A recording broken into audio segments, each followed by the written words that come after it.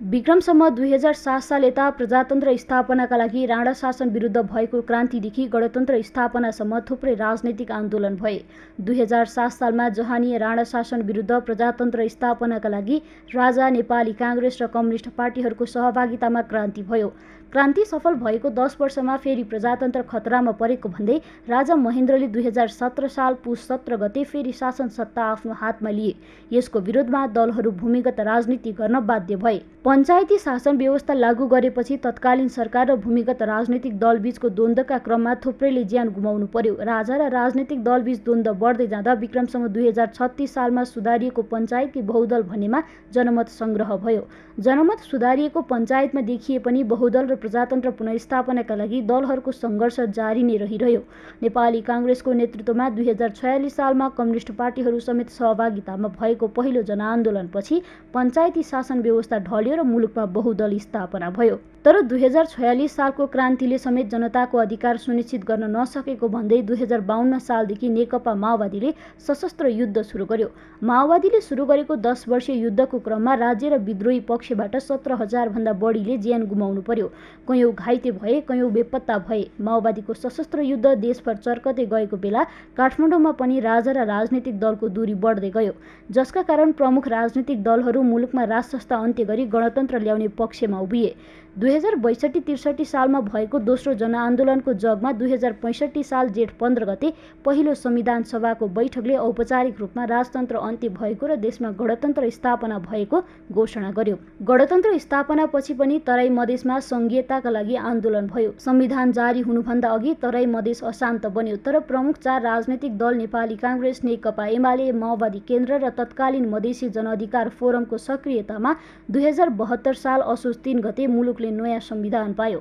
यो सँगै नेपाल संघीय लोकतान्त्रिक गणतन्त्रात्मक मुलुकमा रूपान्तरित भयो। मुलुकमा गणतन्त्र ल्याउन काङ्ग्रेस, एमाले र माओवादीले महत्त्वपूर्ण भूमिका खेले पनि जनताले गणतन्त्रको कुनै अनुभूति गर्न पाएका छैनन्। देशमा भ्रष्टाचार, अनियमितता र बेरोजगार बढ्दै गएको छ। काङ्ग्रेस, एमाले र माओवादी लगायतका पुराना दलले जनताका जनभावना अनुसार काम गर्न सकेनन् भन्दै नयाँ दलको उदय भयो। यद्यपि नयाँ दलको अस्तित्वमाथि भने पुराना दलले स्वीकार गर्न आनाकानी गर्दै आएका छन्। क्रान्ति आन्दोलन नभइकन परिवर्तन त हुँदैन। नयाँ शक्तिहरूको कुरा छ। बालेजी, हर्कजीहरूको एउटा विशिष्ट स्थिति हो। त्यसलाई हाम्रो पार्टीले भनि पनि सकेको छ, सयौं फुलबारी हो, नयाँ नयाँ फुलहरू फल्छन्, त्यसलाई फक्रन दिनुपर्छ भनेर। जहाँसम्म रासपा लगायतका केही पार्टीहरूको उदय भएको छ, पहिलो कुरा चाहिँ उहाँहरूको विचार, दर्शन, सिद्धान्त क्लियर हुन बाँकी छ। उहाँहरूले पनि भनिरहनु भएको छ, महाधिवेशन गरेर हामी क्लियर गर्छौँ। त्यसकारण उहाँहरूले पहिला आफ्नो सिद्धान्त क्लियर गर्नुहोस् र त्यो सिद्धान्तलाई आम रूपमा जनताका बीचमा चाहिँ कसरी प्रचार गरेर सङ्गठित गर्न सक्नुहुन्छ, त्यसलाई व्यवस्थित गर्न सक्नुहुन्छ, त्यो कुरा हेर्न बाँकी छ। त्यसैले उहाँहरूसँग अहिले हामीले भन्ने कुरा, उहाँहरूले जसरी आफूलाई उदय गराएर आउनुभएको छ त्यो सकारात्मक कुरा छ, स्वागतयोग्य कुरा छ। हामी त्यसलाई सकारात्मक रूपमा नै लिन्छौँ। तर मूल कुरा उदय हुनु आफैमा ठुलो कुरा होइन। उदय भइसके पछाडि त्यो शक्तिलाई थप बढी स्थापित गर्ने र त्यसको दिगोपना या ड्युराबिलिटी के हुन्छ भन्ने कुरा चाहिँ ज्यादा शक्तिशाली, बलशाली कुरा हो। भर्खर 6 महिना हुँदैछ, 6 महिना पुरा गर्दैछौँ हामी। बाँकी त अब तपाईँको 4.5 वर्ष यो कोर्स बाँकी नै छ, यो अध्याय। देश र जनताको अवस्था सुधार्छु भन्नेको अवस्था बदलिए पनि जनताको अवस्था र देशको स्थिति भने जस्ताको तस्तै छ। 2074 सालको निर्वाचनपछि देशमा राजनीतिक स्थिरता हुने र विकासका मुहान फुट्ने आम मानिसले अपेक्षा गरेका थिए। तर सर्वहारा वर्गको नाममा राजनीति गर्ने कम्युनिस्ट दललाई जनताले 2/3 बहुमतका साथ सत्ता चलाउन जनादेश दिए पनि स्थिरता हुन सकेन। सत्ताको चरम अभिलाषाका कारण वामपन्थी दलले उक्त जनमतलाई बाँदरको हातमा नरिवल जस्तै बनाए। सत्ता स्वार्थकै कारण चुनाव अघि एक भएका दलहरू 3 वर्ष नबित्दै छिन्न भिन्न भए। त्यसैले पुराना राजनीतिक दललाई धक्का दिने गरी गएको संसदीय निर्वाचनमा सहरी क्षेत्रमा राष्ट्रिय स्वतन्त्र पार्टी र मधेसमा जनमत पार्टीको उदय भयो। केन्द्रमा मात्र नभई स्थानीय तहमा समेत काठमाडौँमा बालेन्द्र शाह, धरानमा हर्क साम्पङ र धनगढीमा गोपी हमालको उदयले पुराना राजनीतिक दलको विरासतलाई धक्का लागेको छ। अझ गत वैशाखमा सम्पन्न भएको उपनिर्वाचनमा राष्ट्रिय स्वतन्त्र पार्टीले तनहुँ र चितवनमा पाएको मतलाई हेर्दा आगामी निर्वाचनमा मूलधारका दलहरूको घण्टी बज्न सक्ने विश्लेषण सुरु भएको छ। परिवर्तनका लागि पछिल्लो समय देखिएका नयाँ अनुहार, अनुभवी र पाका नेतालाई चुनौती बन्दै गएका छन्। मुलुकमा 2007 साल, 2017 साल, 2036 साल, 2046 साल, 2052 साल र 62-63 सालमा बुलेट चलाएर दलहरूले देशमा परिवर्तन ल्याएका थिए। यद्यपि निरङ्कुश व्यवस्था परिवर्तनका लागि बुलेटकै माध्यम रोज्नु परेको बताएका पुराना पार्टीका नेताहरूले अहिले देखिएका विकल्पका अनुहार पनि त्यही बुलेटले ल्याएको परिवर्तनबाट सम्भव भएको जिकिर गर्छन्। यो परिवर्तन भने चाहिँ त्यस्तो हुन्छ, समय चाहिँ त्यसरी नै आउँछ।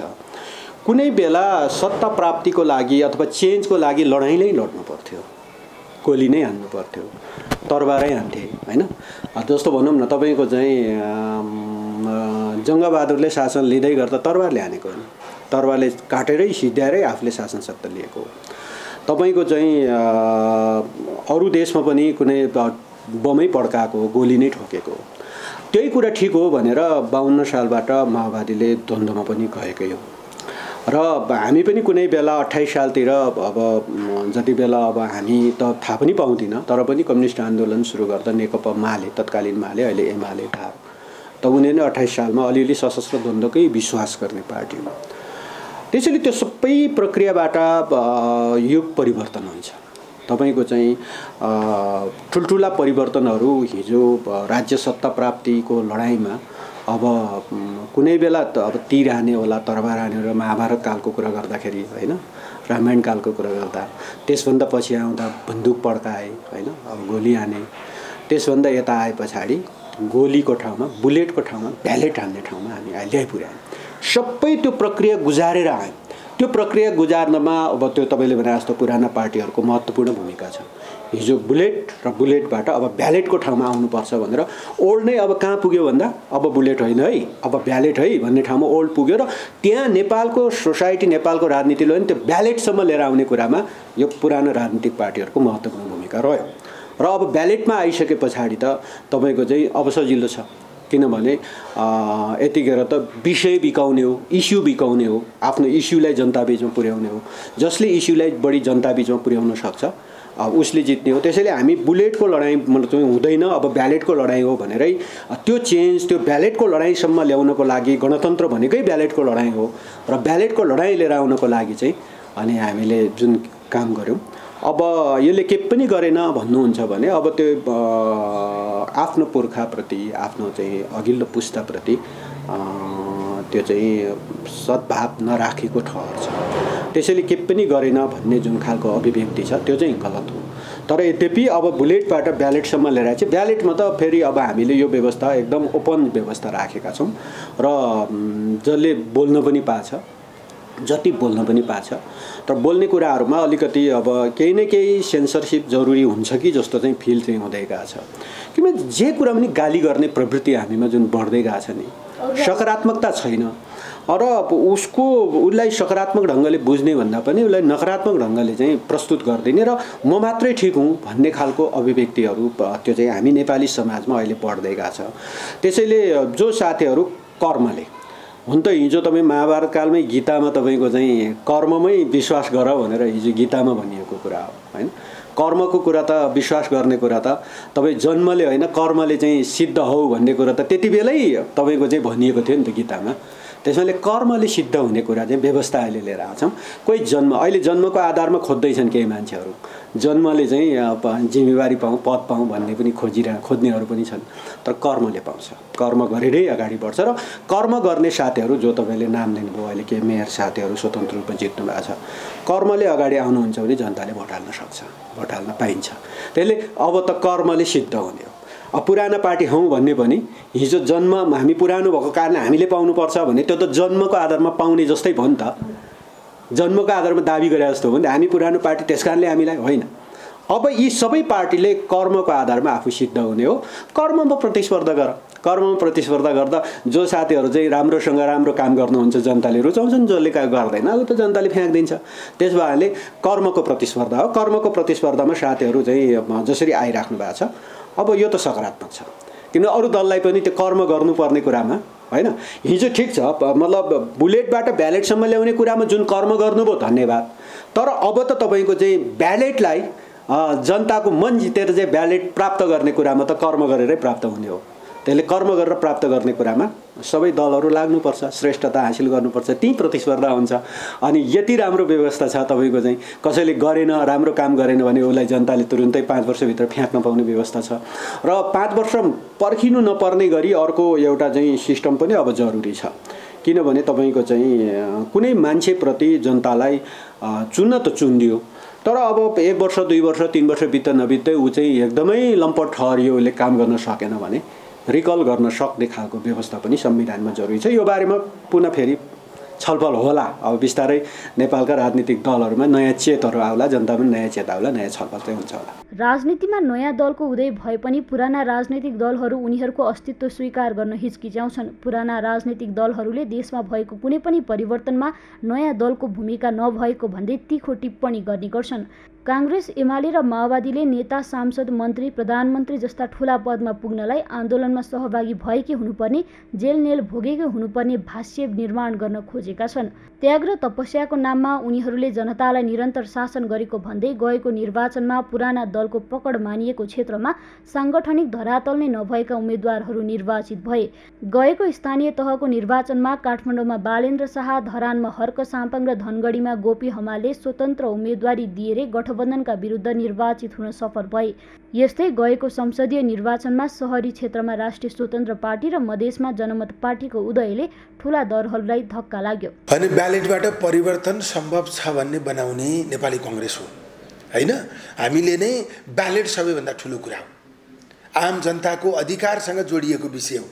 त्यसैले चाहिँ ब्यालेटबाट परिवर्तन सम्भव गराउने स्थितिमा देशलाई कांग्रेसले पुर्याएको। किनभने हामी त्यो विधिसँग हामी निष्ठावान थियौं। त्यो विधि हाम्रो शासन व्यवस्थाभित्र हुनुपर्छ भनेर निरन्तर रूपमा हामी लडेका हौं। किनभने कांग्रेस कम्युनिस्ट पार्टी होइन, निरङ्कुशतावादी सोच विचारसँग जोडिएको पार्टी होइन। हामी ब्यालेट प्रधान मान्ने पार्टी हो नेपाली कांग्रेस। त्यसैले ब्यालेट प्रधान हुने स्थिति, त्यो शासन व्यवस्थाभित्र त्यसलाई सुरक्षित गर्ने स्थिति हामीले गर्यौं। त्यसमा पछिल्लो समय कांग्रेसको नेतृत्वलाई स्वीकार गरेर नेपालका कम्युनिस्ट पार्टीहरू पनि सँगसँगै आएको अवस्था छ। उहाँहरूको नाम परिवर्तन भएको छैन होला, तर चाहिँ ब्यालेट नै सबै थोक हो भन्ने स्वीकारोक्ति उहाँहरूको पनि पछि भयो। नेपाली कांग्रेस त जन्मिएकै त्यसका लागि हो हैन, निरन्तर सङ्घर्ष नै त्यसका लागि गरेको हो। त्यो सङ्घर्षको दौरानमा कम्युनिस्ट पार्टीले पनि अब चाहिँ धाडमा टेकेर टाउका हान्ने होइन हैन, बुलेटले सत्ता कब्जा गर्ने होइन। अब सत्तामा जाने भनेको माध्यम ब्यालेटै रहेछ भनेर उहाँहरूले पनि स्वीकार्नुभयो। त्यसैले विचारगत हिसाबबाट यसमाथि सबैभन्दा बढी ओनरसिप नेपाली कांग्रेसको छ। अब अहिले ब्यालेटमा आइसक्नु भनेको के हो भने प्रतिस्पर्धी राजनीतिको विकास हुने हो हैन। आज त राजा फ्याँकौँ भनेर कसैले आन्दोलन गर्नु परेको छैन, आवधिक निर्वाचन गर्नुपर्छ भनेर कसैले आन्दोलन गरेको छैन हैन। बहुमत ल्याउनेले नेतृत्व गर्न पाउनुपर्छ, प्रतिनिधित्व गर्न पाउनुपर्छ भन्ने कुराको माग गर्नुपर्ने स्थिति बनेको छैन। आज खाली ब्यालेटको ब्यालेटको माध्यमबाट कस्ता प्रतिनिधि चुन्ने, ती प्रतिनिधिहरूको मुद्दा के हुने हैन, तिनले देशका समस्या कसरी बुझेका छन् र हल कसरी खोजेका छन् भन्ने आधारमा छनौट गर्ने विधि स्थापित भएको स्थिति छ। अब यो विधि चाहिँ प्रतिस्पर्धात्मक विधि हो। यो प्रतिस्पर्धात्मक विधिमा यो विधि इस्टाब्लिश गर्ने कांग्रेस भन्दा, कांग्रेसको नेतृत्व या प्रतिनिधि भन्दा अर्को कोही बुझाउने ढङ्गबाट आयो भने त्यसले पनि जित्न मिल्छ। हामीले कांग्रेसले मात्रै जित्नका निम्ति यो विधि ल्याएको होइन हैन। जसले जनतालाई रिझाउन सक्छ, जसले जनताको मन जित्न सक्छ, जसले जनताको भावना बोल्न सक्छ, त्यसले जित्नुपर्छ। हाम्रो मान्यता त्यही हो। त्यही विधि हामीले, हाम्रो अग्रजहरूले धेरै ठुलो सङ्घर्ष गरेर इस्टाब्लिस गरेको। त्यसैले ती अग्रजहरूप्रति नमन गर्दै आजको दिनमा यो लोकतन्त्रलाई संस्थागत गर्ने सवालमा प्रतिस्पर्धा बढ्ने कुरा ठिक छ, नयाँ नेतृत्व आउने कुरा ठिक छ, स्वाद फेर्न आम मतदाताले चाहन्छ, त्यो कुरा पनि स्वाभाविक छ। यसलाई हामीले अन्यथा रूपमा लिएका छैनौँ। तर कांग्रेसका लागि चाहिँ यो विषय चुनौतीपूर्ण हो हैन। किनभने त कांग्रेस एउटा प्रतिस्पर्धी पार्टी हो। त्यो प्रतिस्पर्धी पार्टीले आफूसँग प्रतिस्पर्धा गरिरहनेहरूले के गरेका छन्, हामीप्रति कस्ता प्रश्नहरू उठाइरहेका छन्, हामीलाई भन्दा उनीहरूलाई हेर्ने दृष्टिकोण जनताको सकारात्मक बनेको छ भन्ने भएपछि हामीले आफूभित्र कहाँनिर खोट छ, कहाँनिर समस्या छ, हाम्रो कुन काम गराइबाट जनताले चित्त बुझाएको छैन, आफैले आफैलाई समीक्षा गर्नुपर्ने स्थिति आएको छ। कमजोरी के हो पत्ता लगाउनु पर्ने स्थिति आएको छ।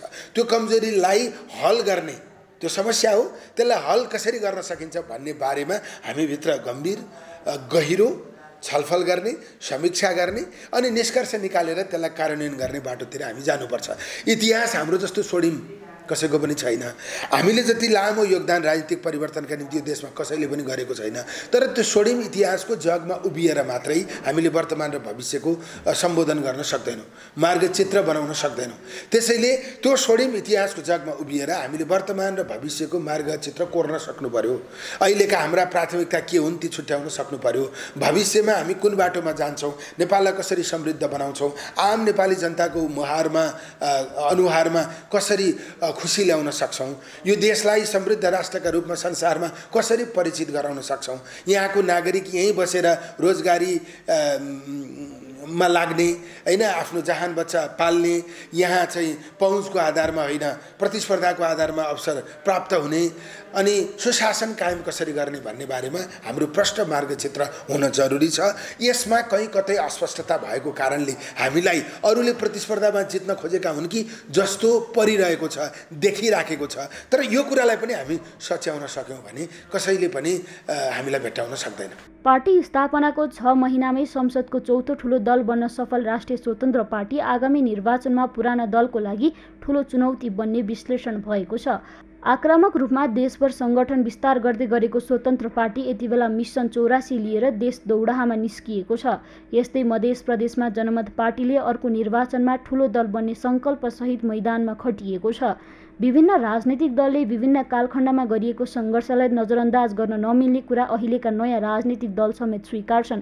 अबको 21औं शताब्दीको युग भनेको सूचना र प्रविधिको युग भएको बताउँदै नयाँ उदाएका राजनीतिक दलहरूले अब बुलेट मार्फत होइन ब्यालोट मार्फत देशको अवस्था परिवर्तन गर्नुपर्ने बताउँछन्। यो अवस्थासम्म ल्याउनको लागि, यो अवस्थासम्म आउनको लागि विभिन्न राजनीतिक दलहरूले विभिन्न कालखण्डमा गरिएका विभिन्न सङ्घर्षहरूलाई हामीले नजरअन्दाज गर्न मिल्दैन। उहाँहरूलाई त्यति बेलाको आवश्यकता भनौँ अथवा हाम्रो चेतनाको लेभल भनौँ र अहिलेको 21औं शताब्दीमा हामी छौँ, तर जति बेला बुलेट मार्फत पनि अब परिवर्तन हुन्छ भनेर विभिन्न दलहरू लागे त्यो त्यति बेलाको समयको आवश्यकता पनि थियो होला। त्यस कारणले हामी हुर्किँदै गर्दाखेरि पनि राजनीतिका विभिन्न घटनाक्रमहरू हामीले देख्यौँ, हामीले भोग्यौँ।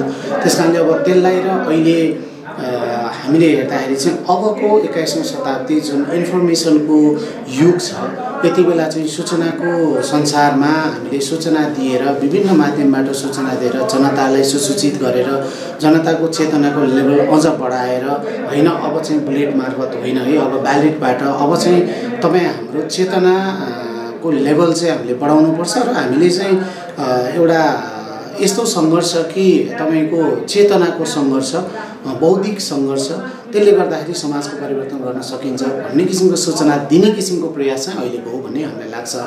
सँगसँगै अब विगतका घटनाक्रमहरूलाई हामीले एकदमै अब दुःखद घटनाहरू घटे विगतका समयमा, तर पनि अब त्यति बेला सायदै सञ्चारको माध्यम विभिन्न यो सामाजिक सञ्जालदेखि ती माध्यमहरू नभएका अनि जनतामा र शासन गर्ने शासकहरू बिचको जुन सम्बन्ध पनि सुमधुर हुन नसकेका शासकहरूले हामीले यही नै शासन, यही तरिकाले शासन गरिरहनुपर्छ भन्ने किसिमको एउटा उनीहरूको मात्रै एकलौटी सोच र जनताहरू चाहिँ होइन, जनताको चाहिँ यो चाहिँ शासन गरे यसरी तिमीहरूले शासन गरेर चाहिँ जनताको आवश्यकता चाहिँ पुरा हुँदैन भन्ने त्यो दुईटा बिचको द्वन्द्व त्यहाँ चाहिँ एकदमै धेरै भास्ट चाहिँ तपाईँको त्यो फरक आयो। त्यो फरकका कारणले पनि त्यो द्वन्द्वहरू निम्तिएको थियो होला भन्ने हामीलाई लाग्छ। सर अर्को प्रश्न सोधिहालेँ यो मौकाको बेला, जस्तो बालेन्द्र शाहहरूको साम्पाङहरू चाहिँ राष्ट्रिय स्वतन्त्र पार्टीमा आउने भन्ने खालको एक खालको हल्ला चर्चा आइरहेको थियो, यो के भइरहेछ, यो प्रक्रिया के भइरहेको छ यो थोरै? यस्तो अब हजुरको अब उहाँहरू कार्यकारी एउटा पदमा हुनुहुन्छ र उहाँहरूले अहिले आफ्नो जिम्मेवारी पुरा गरिरहनु भएको छ।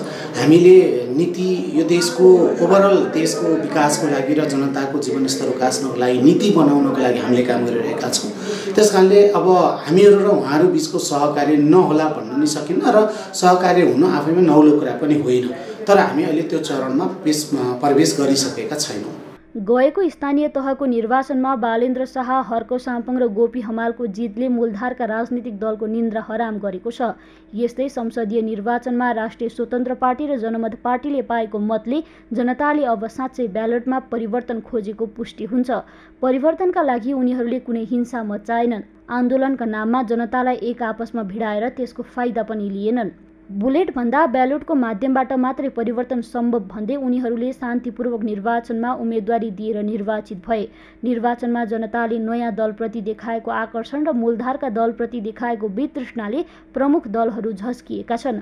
त्यसैले पुराना राजनीतिक दलहरू एकै निर्वाचनमा होमिए हारिने डरले गठबन्धन बनाएर निर्वाचन लड्ने गरेका छन्। त्यसो त गत निर्वाचनभन्दा अघि पनि शान्तिपूर्वक ढङ्गबाट विकल्प नखोजिएको भने होइन, तर त्यसले सार्थकता पाउन सकेन। माओवादी परित्याग गर्दै डाक्टर बाबुराम भट्टराईले स्थापना गरेको नयाँ शक्ति, उज्जवल थापाले सुरु गरेको नेपाली विवेकशील दल र सञ्चार क्षेत्र छोडेर रविन्द्र मिश्रले सुरु गरेको साझा पार्टी ओझेलमा परे। त्यसो त अहिले पनि पुरानै दलभित्रबाट पनि विकल्प खोज्नेहरू छन्, तर उनीहरूलाई जनताले पत्याएको अवस्था पनि छैन। यी जो दलहरू तपाईँले कुरा गर्नुभयो, यिनीहरूको भूमिका चाहिँ प्रति जनता असन्तुष्ट भए। यिनीहरू या नेताहरू काम नलाग्ने भए, सबै भ्रष्ट भए नेताहरू, अनि त्यहाँबाट यिनीहरूका पुराना पार्टीहरू पनि भ्रष्ट भए। यिनीहरूले जनताको पक्षमा केही पनि काम गरेनन्।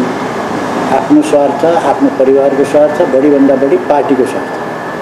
खुब फराकिलो भनेको पार्टीको स्वार्थ नि काम गरे, राष्ट्र र जनताको पक्षमा काम गरेन भन्ने भइसकेपछि जनता चाहिँ अब यिनीहरू कुनै काम नलाग्ने भए विकल्प चाहियो भनेर विकल्पको चाहिँ सोच बनाइरहेको बेलामा केही नयाँ पार्टीहरू, मान्छेले चिन्दै नचिनेका मान्छेहरू, कोही विदेशमा काम गर्न गएकाहरू त्यस्तै आएर चाहिँ हामी दिन्छौँ त्यो नयाँ विकल्प भनेर मान्छेहरू। हुन त हामीले पनि भनेका थियौँ हामी क्रान्तिकारी विकल्प दिन्छौँ भनेर, तर त्यो हाम्रो बाटो चाहिँ कठिन बाटो, सजिलो बाटो भएन। उनीहरूले के भने सर्टकट र सजिलो बाटो के भने हामी दिइहाल्छौँ, ल हामीलाई भोट दिनुहोस्, जिताउनुहोस्, सब ठिकठाक गरिन्छ भनेपछि ल यिनीहरूलाई नि दिनु। पुरानो पार्टीलाई, पुरानो नेतालाई भोट दिनु केही पनि भएन, यिनीहरूलाई दिँदाखेरि के हुन्छ कि भनेर त्यो उनीहरूले चाहिँ त्यो दिएको। त्यसकारण चाहिँ यो चाहिँ विकल्पको भोट। अहिले मलाई खुसी एउटा कुरामा लागेको छ कि अहिलेको यो चाहिँ निर्वाचन आयोगले एउटा सुझाव पठाएको छ निर्वाचन प्रणालीको बारेमा। यहाँ चाहिँ नो भोट भन्ने पनि राख्ने भनेको छ भन्ने सुनिएको छ। त्यो चाहिँ एकदम राम्रो कुरा, हामीले त्यो माग पनि गरेका थियौँ। नो भोट भनेर भनियो भनेदेखि मैले कसैलाई नि भोट हाल्दिनँ। यस्ता पात्रहरूलाई भोट हालेर के गर्ने, यो व्यवस्थामा भोट हालेर के गर्ने भन्ने जनताले त्यो पनि अभिव्यक्ति दिन पाउनु पऱ्यो। त्यो चाहिँ नो भोट दिने चलन छ, नो भोटको कोलम, त्यो नो भोट राख्नुपर्छ भनिएको छ। त्यो भोटहरू जुन आए नि ती नयाँ पार्टीहरूलाई, नयाँ क्यान्डिडेटहरूलाई, त्यो जम्मै नो भोट भयो। नो भोट भएदेखि उतैतिर जान्थ्यो। अब नो भोट छैन अनि कसलाई दिने भन्दा यी नयाँ दिनु पऱ्यो। ती पुरानालाई बदमासहरूलाई दिनुभन्दा यिनलाई दिनु भनेर दिएको मात्रै हो। कुनै यिनीहरूले पुरानो पार्टीका चाहिँ राजनीतिक नेताहरूलाई त्यो पार्टीलाई विस्थापित गर्ने चाहिँ हैसियत यिनीहरूले राख्छन् जस्तो लाग्छ। पुराना दलभित्र सम्भावना बोकेको नेताहरूले पार्टीलाई सुधार गर्न हस्तक्षेपकारी भूमिका निर्वाह गर्न सकेको देखिँदैन। नेपाली काङ्ग्रेस बाहेकका दलभित्र अहिले पनि नेतृत्वको देवत्वकरण मात्रै गरेको पाइन्छ। नेपाली काङ्ग्रेसभित्र महामन्त्री द्वय गगनकुमार थापा र विश्वप्रकाश शर्मा र प्रदीप पौडेल जस्ता नेताहरूले नेतृत्वको आलोचना गरेको भए पनि अन्य दलभित्र त्यो पनि पाइँदैन। वर्षौंसम्म जनताको अवस्था बदल्छु भन्दै सधैँ सत्ताको वरिपरि घुम्नेहरूको जीवन साँच्चीकै परिवर्तन भएको छ, तर जनताका समस्या भने जस्ताको तस्तै। त्यसैले वर्षौंसम्म एउटै अनुहारबाट प्रतारित जनताले यसपालि विकल्प खोजेको राजनीतिक जानकारहरूको बुझाइ छ। 7 सालपछिको चाहिँ अब केही वर्ष त अलमल्लिकै अवस्था रह्यो, अनि 15 सालमा भयो चुनाव चाहिँ होइन, चुनाव 15 सालमा भयो। तर चाहिँ त्यो बेलामा नेपाल कम्युनिस्टहरूको चाहिँ जम्मा 4 वटा मात्रै सिट आएको कम्युनिस्टहरूको हाउसमा। अब त्यो उनीहरूको सिट चाहिँ नि मतलब हाउसभरिमा जम्मा 4 वटा मात्रै कम्युनिस्टका नेताहरू जितेका थिए। तर कम्युनिस्टहरू चाहिँ न्यून थिए, साह्रै न्यून थियो, उनीहरूको प्रभाव त्यति थिएन भन्नु पऱ्यो। तर पछि आएर के भयो त भने जब चाहिँ 46 साल चैत्र 26 गते जुन चाहिँ मतलब अब भनौँ न अब पञ्चायतको चाहिँ अवसान भयो चैत्र 2046 साल चैत्र 26 गते, त्यसपछि आएको बहुदलीय व्यवस्थामा चाहिँ कम्युनिस्टहरू चाहिँ एकदम आफ्नो स्थान गजबको स्थान बनाइसकेका थिए र जसले गर्दाखेरिमा चाहिँ काङ्ग्रेससँग प्रतिस्पर्धा गर्ने हालतमा चाहिँ उहाँहरू आइसक्नु भएको थियो। अब अहिले चाहिँ वास्तवमा जुन द्वन्द्वको कुरा गरिराख्नु भएको छ, द्वन्द्व त अब एउटा कुरा यसो हुन्छ हेर्नुहोस्, अब एउटा चाहिँ अब एउटा जीवन्त गतिशील चाहिँ नि समाज, गतिशील जीवन नै द्वन्द्वात्मक हुन्छ। गतिशील जीवन छ भने त्यो जीवन द्वन्द्वात्मक हुन्छ। हामी चाहिँ कि स्थिर भएर बस्नु पऱ्यो, होइन भने गतिशील जीवन गतिशील छ भने द्वन्द्वात्मक हुन्छ, गतिशील समाज छ भने द्वन्द्वात्मक हुन्छ, गतिशील राष्ट्र छ भने द्वन्द्वात्मक हुन्छ। किनभने त्यहाँनिर मतमतान्तरहरू हुनसक्छ र द्वन्द्व हुन्छ भन्ने कुरा हो। तर त्यो द्वन्द्व व्यवस्थापन चाहिँ गर्नु र नगर्नुको कुरा हो। हाम्रो जीवनभित्रै पनि द्वन्द्व छ, परिवारभित्रै द्वन्द्व छ, होइन, हरेक चाहिँ सत्ताभित्रै द्वन्द्व छ। परिवार पनि एउटा सत्ता हो, परिवार पनि एउटा सत्ता हो, हरेक सङ्गठनहरू एउटा सत्ता हुन्छ, हरेक राज्य पनि एउटा सत्ता हो, र अनि राज्य पनि एउटा सङ्गठन हो, र त्यहाँभित्र पनि द्वन्द्व हुन्छ। किनभने मतमतान्तर हुन्छ, मतमतान्तर हुनु भनेको द्वन्द्व नै हो। र तर त्यो द्वन्द्वको व्यवस्थापन हुनैपर्छ, र व्यवस्थापनको हामी कति व्यवस्थित तवरले अथवा कलात्मक तवरले अथवा सुव्यवस्थित तवरले कति सुन्दर तरिकाले व्यवस्थित गऱ्यौँ कि गरेनौँ, हाम्रो व्यवस्थापन सुन्दर भयो कि भएन भन्ने मात्रै प्रश्न हो वास्तवमा। त्यसले गर्दाखेरिमा यो द्वन्द्वको कुरा चाहिँ वास्तवमा यो चाहिँ स्वाभाविक मान्नु पऱ्यो, नेचरल मान्नु पऱ्यो, नेचरल हो, स्वाभाविक हो यो चाहिँ नि। तर चाहिँ कुरा के छ भन्नाला भने अब यो अहिले कसरी डेभलपमेन्ट भएको छ भन्नाला भने अब उता तपाईँको चाहिँ 15 सालको निर्वाचनमा 4 वटा मात्रै कम्युनिस्ट नेताहरू चाहिँ जितेर आएको ठाउँमा अहिले आएर 46 पछि चाहिँ कम्युनिस्टहरूको एउटा जबरजस्त उपस्थिति भएको हो। र त्यो द्वन्द्वात्मक भन्ने कुरा स्वाभाविक मान्नु पऱ्यो। त्यो द्वन्द्वको व्यवस्थापन हुनु र नहुनुले द्वन्द्वको व्यवस्थापन भयो भने त्यो बडो सुन्दर भएर जान्छ, व्यवस्थापन भएन भने भलघर भएर जान्छ। परिवारमै हेर्नुहोस्, परिवारमै होइन, श्रीमान श्रीमतीको बिचमा चाहिँ द्वन्द्व व्यवस्थापन हुँदै गयो भने सुन्दर भएर जान्छ। त्यसले गर्दा राज्यमा पनि त्यही हो, राष्ट्रमा पनि अब तपाईँको चाहिँ चाहिँ के चाहिँ सङ्गठनमा पनि त्यही हो। त्यसले गर्दाखेरिमा यो द्वन्द्वलाई स्वाभाविक रूपमा ल्याउनुपर्छ। र खालि के त भन्नलाई भने हामीले त्यसलाई सही ढङ्गले व्यवस्थापन गऱ्यौँ भने त्यो सुन्दर हुन्छ, भएन भने भलघर हुन्छ। भनेको त्यो भएको द्वन्द्वलाई सही ढङ्गमा व्यवस्थापन गर्न नसकेर अहिले चाहिँ नयाँ पार्टीहरू उदाएको भने एकदमै त्यति मात्रै होइन, त्यहाँ त अर्को पनि कारण छ, उहाँहरू त्यति मात्रै होइन, त्योभन्दा अर्को ठुलो कारण छ। उहाँहरूले साह्रै ढाँट्नु भएको छ, साह्रै फटाइ गर्नुभयो। जुन चाहिँ वास्तवमा चाहिँ माओवादी त वास्तवमा के छ भन्नाला भने उहाँहरूको चरित्र नै त्यस्तै छ, हत्या हिंसा आतङ्क चाहिँ अलिकति उहाँहरूको अलिक बर्बादै छ, उहाँहरूको त अमानुष नै छ उहाँहरूको त। त्यसले गर्दाखेरि उहाँहरू त बाई हो काइन क्रुक जे पनि गर्ने खालको हुनुभयो। अब यो काङ्ग्रेस र एमाले भन्ने पनि यस्तो चाहिँ मजाले चरित्रहीन पतित र उनीहरू ढाँट छल कम्पनी जाल झेल ढाँट छल जे पनि गर्ने भयो कि अनि ब्रह्म लुट पनि गर्ने, हाक्का हाकी ब्रह्म लुट गर्नेसम्मको जुन देखियो। त्यसले गर्दाखेरिमा उहाँहरू कुहिएर सडेर डुङडुङदी गराएर दुर्गन्ध फिजाइरहेको भनेर जनताले भनिराखेका छन्। त्यसले गर्दाखेरिमा उहाँहरूको चरित्र, उहाँहरूको कर्म, उहाँहरूको व्यवहार आचरणले गर्दाखेरिमा जुन चाहिँ राष्ट्रले आजित भएको छ, दुर्गन्धित बनाइसकेका छन्, त्यसबाट मुक्ति खोजिरहेका छ राष्ट्रले, कोल्टे फेर्न खोजिरहेका छ।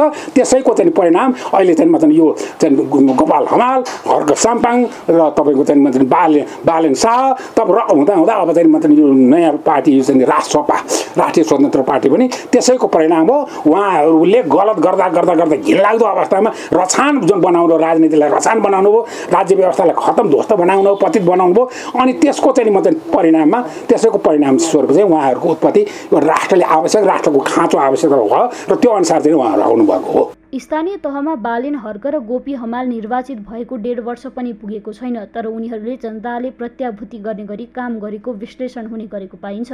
बालेन र शाहले सुन्दर काठमाडौँको परिकल्पना गरेको अनाधिकृत बस्ती हटाएको, फोहोर व्यवस्थापनमा पहल गरेको विषयलाई सबैले प्रशंसा गरेका छन्।